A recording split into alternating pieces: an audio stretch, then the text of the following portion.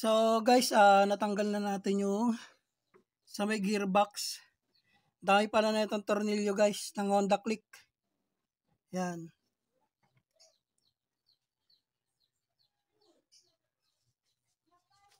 So ang problema kasi niya guys, kaya binaklas natin. Ito guys oh. Oh, kung narinig niyo yan guys. Yan.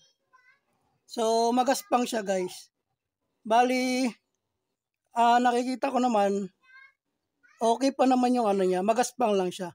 Bali, didiskartehan na lang natin kasi wala tayong pambili ng ano ng bearing. So, lalagyan natin siya ng grasa. Lagyan ko na lang siya ng grasa. So, diskarte lang. Tingnan natin kung kaya.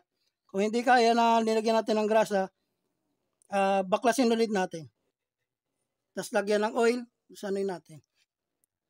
Hindi naman agad-agad matutunaw yung grasa siguro niya na pag nilagyan mo ng oil, matutunaw agad. Di naman siguro yun.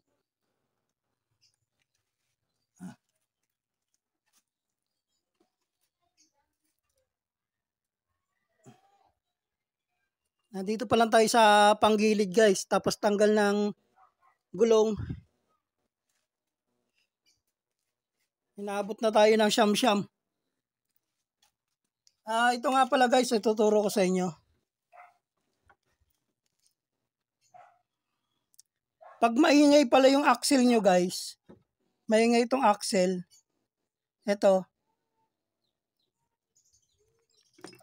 guys, dapat hindi, itong ano na to guys, dapat hindi magkakalayo. Yan.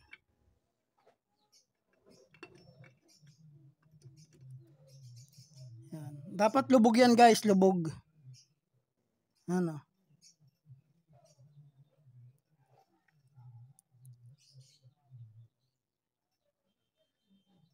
Siguro kung sa iba natin to pinatira o pinagalaw natin, malamang yan, papalitan na naman palitan yan.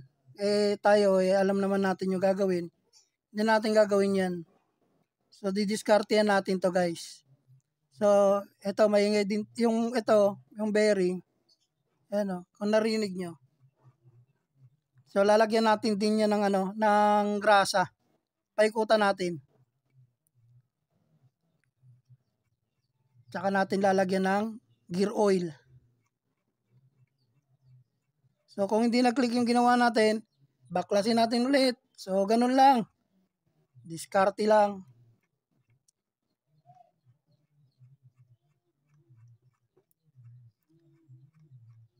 Tapos susunod natin gagalawin yung yung magto-throttle body naman tayo. Susunod. Unahin muna natin tong panggilid. Tapos, pipinturahan natin yung magneto. Tapos checkin natin yung kulan. Kung may laman ba tong kulan.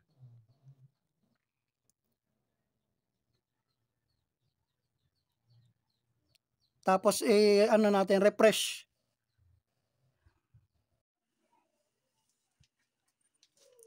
So guys, ginabi na tayo ng paggawa. Natapos natin. Ginabi na tayo. Bali, yung ginawa natin dito guys, maalog siya. Kaya tinanggal natin. Ngayon wala na yung alog niya. Ayan. Tapos yung bearing niya na magaspang, nilagyan lang natin ng grasa. So dinamihan natin yung grasa, yung bearing. Lahat ng bearing lagyan natin ng grasa. Tapos lagyan natin ng gear oil. So nawala yung niya, yung gaspang. Wala na rin yung lagutok. So yun lang guys, konting idea about sa bearing nyo pag magaspang. Lagyan nyo ng grasa.